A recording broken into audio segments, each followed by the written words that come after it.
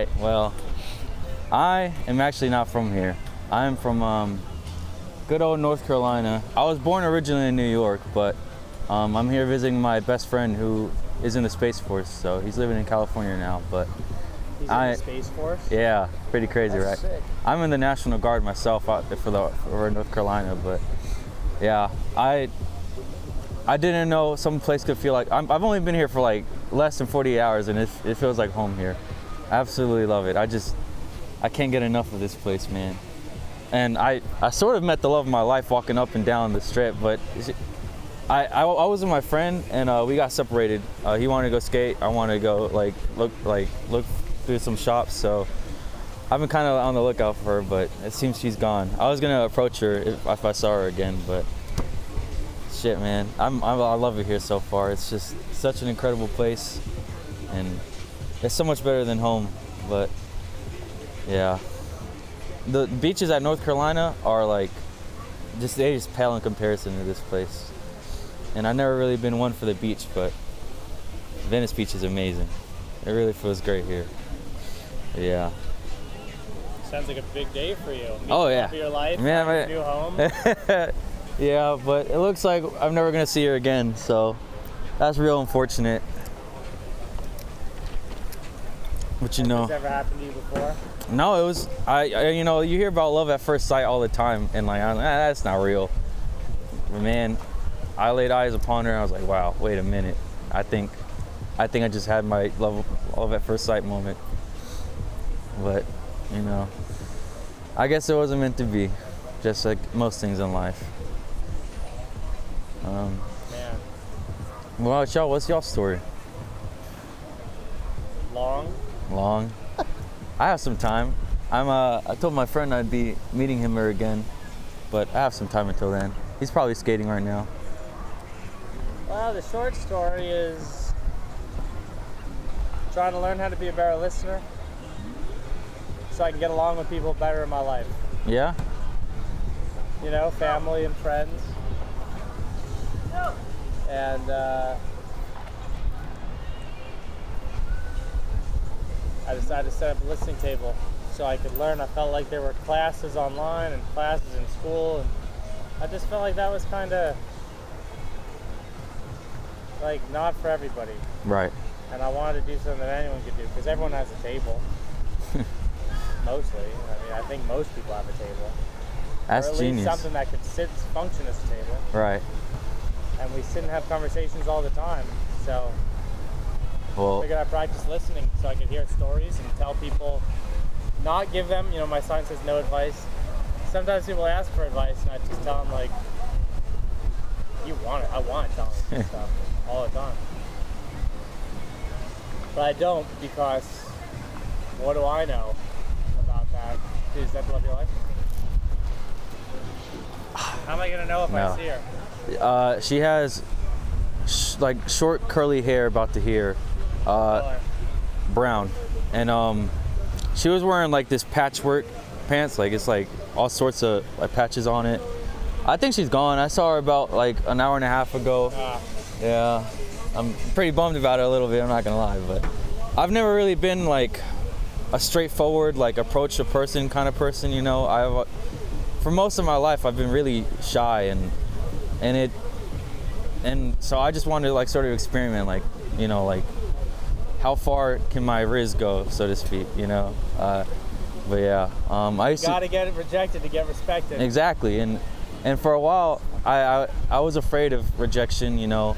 I got turned down a few times and it hurt, and I kind of shied away from that pain, and it really prevented me from, you know, seeking opportunities or approaching people that I might have a good time with. And I'm just sort of tired of living like that, you know. I kind of want to live with confidence, you know, and I've been a much more confident person in the past 3 years. I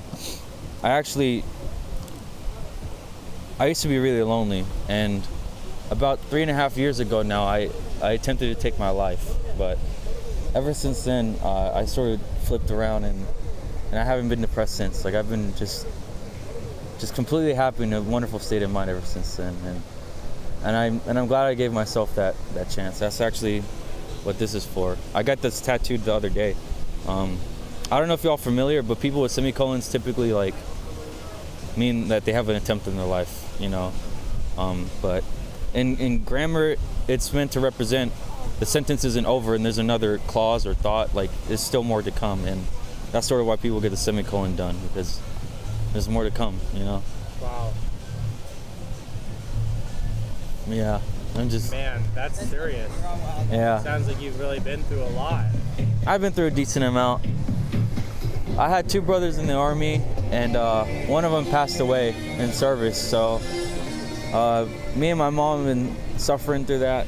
I've moved on from the incident, but my mom she's very depressed. It's been he passed away in 2007. It's been like 16 years, and even now it's like she's missing a piece of her heart she'll never have back, you know. And I hope for my mom every day that she can move beyond her depression someday, but I don't know, sometimes it's a lot deeper than an emotion or a state of mind, you know. It's a scar on one's heart that can never heal typically. But I worry for my mom and my dad and all my people, you know. Recently my dad got separated from my mom, and he's living alone now, and he's never really been one to handle being alone very well. I think me and him are similar in that regard, but yeah, everyone's just going through something in my life, and to some extent I am, but I'm here and I'm happy. I'm glad I didn't end myself that night, you know. Even if life got a little harder in some ways, it makes character, you know. But I'm here.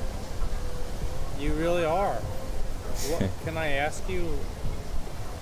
You know, you said like it was like a light switch moment or something like that. You know, how do you go from so low, the lowest of the possible lows, to like?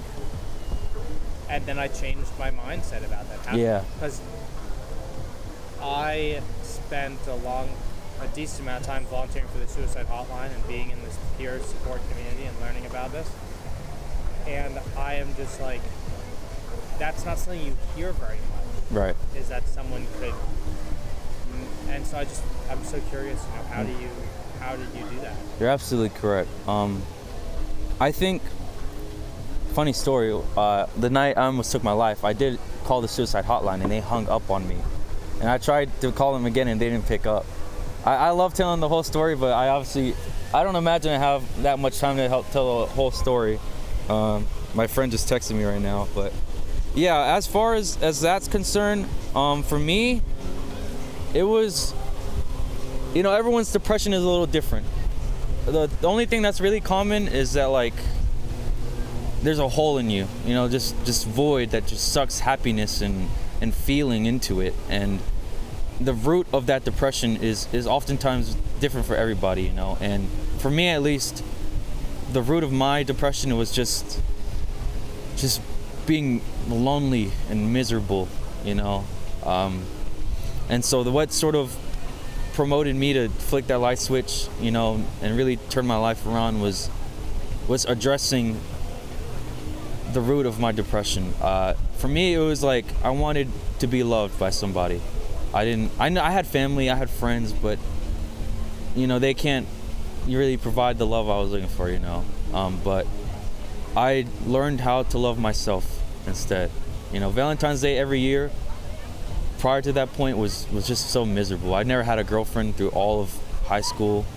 I had an attempt at 19, and so like for all of my adult life until I was 19, I got a girlfriend and we broke up. That sort of like, it was part of the reason why I almost took my life. But anyways, but yeah, just sort of flipping my life around, it really, I had to learn to love myself. I had to learn that I can't rely on others to make me happy, and life is a series of decisions, and how you make those decisions are ultimately what bring you to where you are, wherever you are, you know.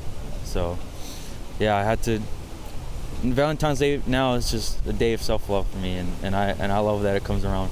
So yeah, just so if you're anything like me, you know, like you're lonely because you're depressed because you're lonely, you don't have anybody, great first step would be to learn to love yourself, because how can you love somebody if you don't even love yourself, you know? And yeah, I picked up lots of hobbies. I boxed for a little bit, which I always wanted to do, and I loved it. I love boxing, and I keep up with martial arts here and there, but just poetry. I write a lot of poetry. I have an album coming out eventually about it's called Poetry and Rhythm. It's sort of like I'm producing it, I'm writing it, and it's gonna be like hip hop with a unique spin on it. But anyway, my point being, like, just learn to love your life and learn to live it too, you know. And that's how I got to where I am now.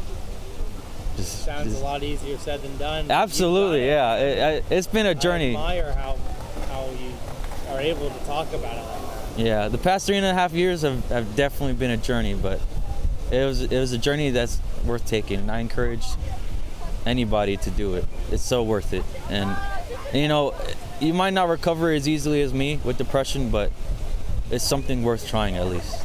And I missed a call from my friend, so I think that's about all the time I have now. Thanks for stopping by. Of course. It